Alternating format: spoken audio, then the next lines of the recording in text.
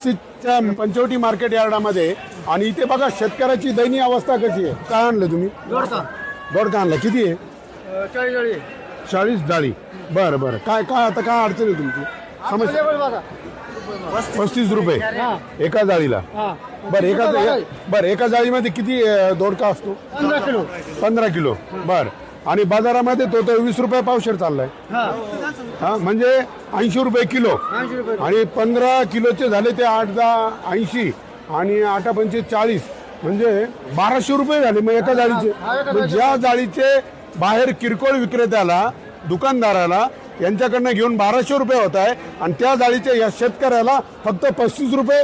अरे लाज नाही वाटत तुम्हाला?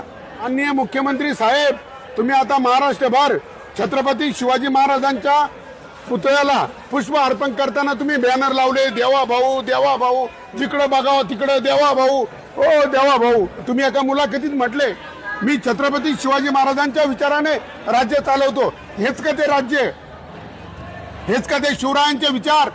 अरे छत्रपती शिवाजी महाराज म्हटले माझ्या शेतकऱ्याच्या भाजीच्या देठालाही धक्का लावार तर खबरदार.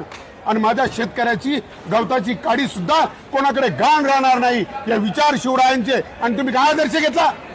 तुम्ही स्वामीनाथन आयोग माझ्या शेतकऱ्याला का मान्य करत नाही? परंतु तुम्ही ते करत नाही.